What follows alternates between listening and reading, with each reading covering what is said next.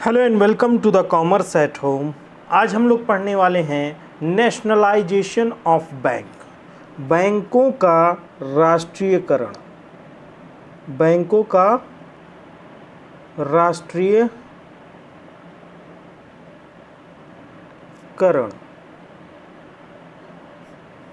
अब देखिए, बैंकों का राष्ट्रीयकरण में एक बात आपको सबसे पहले समझनी है, वो है सोशल कंट्रोल। Social control. आप जानते हैं कि बैंक जो है राष्ट्रीयकृत पहले नहीं थे। कब तक नहीं थे? अगस्त 9 1969 तक बैंक, कोई भी बैंक राष्ट्रीयकृत नहीं था, नेशनलाइज नहीं था। बाद में इसको नेशनलाइज करने की कोशिश करने लगे तो सबसे पहले मोरारजी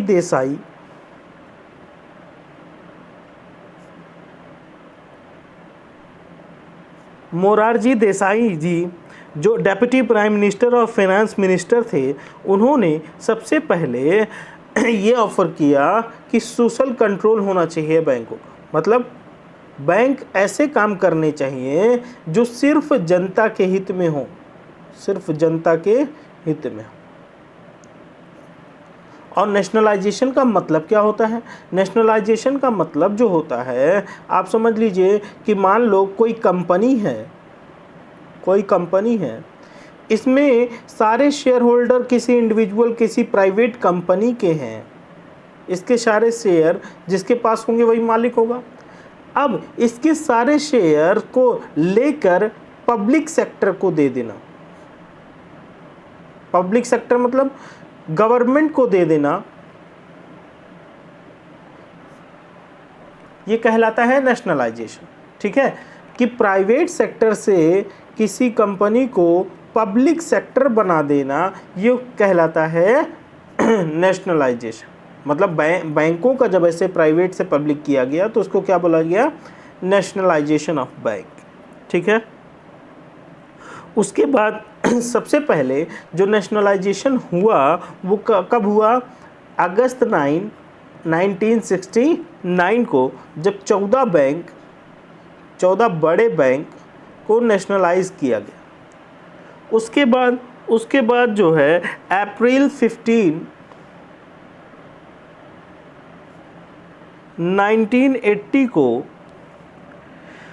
फिर से जिनकी डिमांड लायबिलिटी 200 करोड़ से ज़्यादा थी, मतलब जिन बैंकों की डिमांड लायबिलिटी 200 करोड़ से ज़्यादा थी, वो उनको 6 बैंक मिले। 6 बैंकों को फिर नेशनलाइज किया गया। मतलब पहले 14 किए गए, फिर 6 किए गए, तो कितने हो गए पूरे? 20।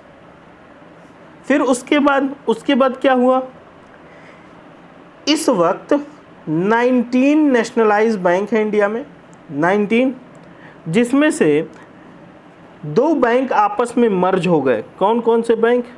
न्यू बैंक ऑफ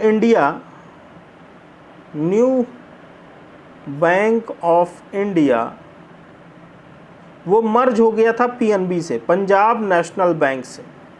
तो ये दोनों एक यूनिट बन गए। ठीक है, इसलिए 20 बैंकों से अब कितने बचे हुए हैं? सिर्फ 19 बैंक ऐसे बचे हुए हैं जो नेशनलाइज्ड हैं इंडिया में। ठीक है,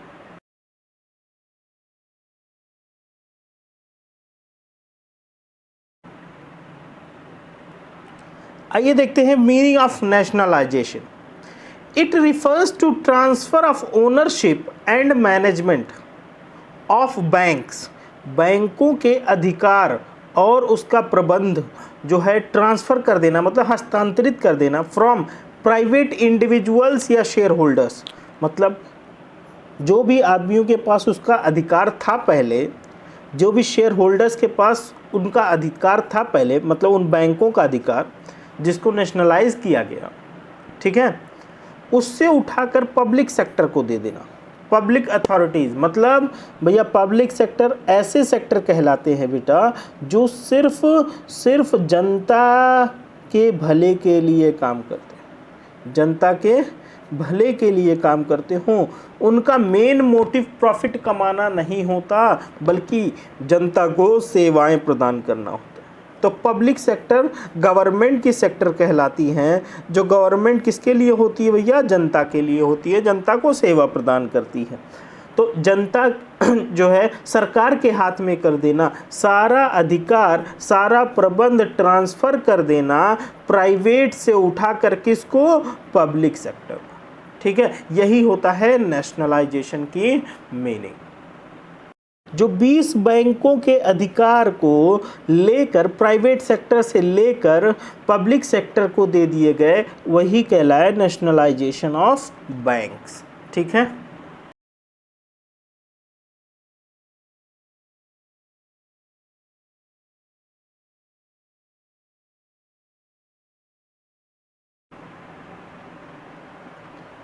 objectives of nationalisation of bank कह रहे हैं कि क्या उद्देश्य है, क्या ज़रूरत पड़ी, ऐसी आवश्यकता क्या पड़ी जिसकी वजह से बैंकों का नेशनलाइजेशन किया गया। क्यों पहले अच्छा नहीं चल रहा था कि क्या बात थी? पहले ये बात थी बेटा कि वो प्राइवेट सेक्टर था, और प्राइवेट सेक्टर हमेशा खुद की प्रॉफिट के लिए काम करता है, जनता को नहीं देखता। ठीक है, तो श्रीमती इंदिरा गांधी जी, लेट श्रीमती इंदिरा गांधी जी ने ये जस्टिफाई किया कि बैंकों का नेशनलाइजेशन होना चाहिए, और उन्होंने ऐसा ही किया। रिमूवल ऑफ कंट्रोल पहला ऑब्जेक्टिव कि क्यों किया?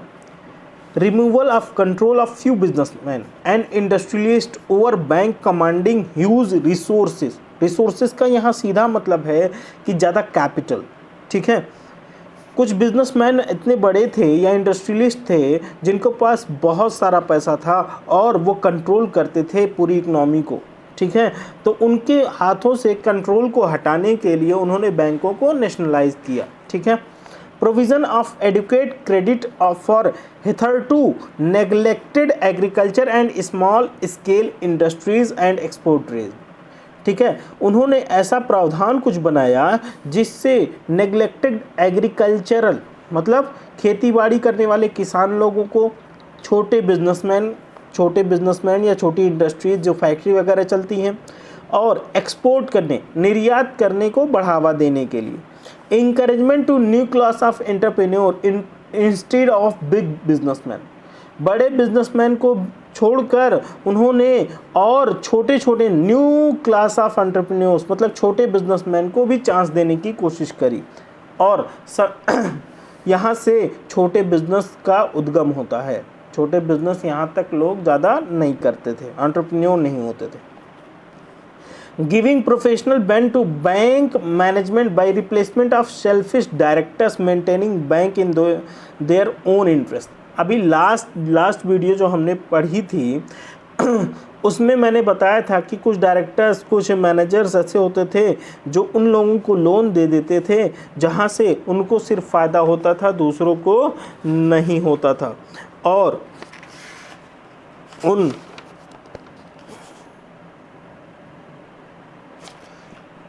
कौन सा वीडियो बनाता है? Indian banking system. ठीक है, उसमें हम लोगों ने देखा था कि कुछ डायरेक्टर्स ऐसे होते थे कि जो अपने जानने वालों को ज़्यादा लोन, या फिर जहाँ पे उनको ज़्यादा फ़ायदा होता था वहाँ पे वो लोन ज़्यादा देना प्रेफर करते थे, ना कि खेती बाड़ी करने वाले किसानों को, ना कि छोटे बिजनेसमैन को। वो ये सोचते थे खेती बाड़ी करने वाला वापस पैसा कर पाएगा कि नहीं कर पाएगा, है ना।